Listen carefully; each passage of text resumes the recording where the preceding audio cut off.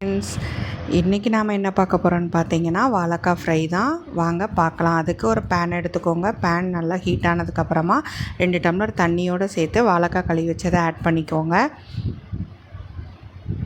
Medium சைஸில் வெட்டியிருக்கேன். அதுக்கப்புறம் மஞ்சப்பொடி 1 ஸ்பூன் போட்டுக்கோங்க. ரொம்ப நம்ம கொதிக்க விடக்கூடாது. லைட்டாக ஒரு கொதி வந்ததுமே நம்ம அந்த தண்ணியை வடிச்சிட்டு தூர எடுத்து வச்சுக்கலாம். அவ்வளோதான், ஒரு கொதி வந்துருச்சு. நம்ம அதை வடித்து தூர எடுத்து வச்சுக்கோங்க. அதிலே வச்சிங்கன்னா நல்லா இருக்காது. அதுக்கப்புறமா பேன் ஹீட் ஆனதுக்கப்புறமா ஆயில் சேர்த்துக்கோங்க. ஆயில் சேர்த்துட்டு 1 ஸ்பூன் கடுகு சேர்த்துக்கோங்க.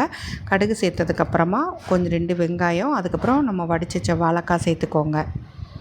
அதுக்கப்புறமா வத்தப்பொடி காரத்துக்கு ஏற்றாப்புல சேர்த்துக்கோங்க. நல்லா கஸ்தூரி மெத்தி போடுங்க. உப்பு போட்டுக்கோங்க. நல்லா வதக்குங்க. நல்லா ப்ரௌனாக வதங்கிடும். தீயை கூட்டி வச்சே வதக்குங்க. அவ்வளோதான். கஸ்தூரி மேத்தி இல்லைன்னா மல்லி இலை போட்டுக்கோங்க. ரொம்ப மொறுமொறுன்னு சூப்பராக ரெடி ஆயிரும். தயிர் சாதத்துக்கு, சாம்பார் சாதத்துக்கெலாம் டேஸ்ட்டாக இருக்கும். தேங்க்யூ.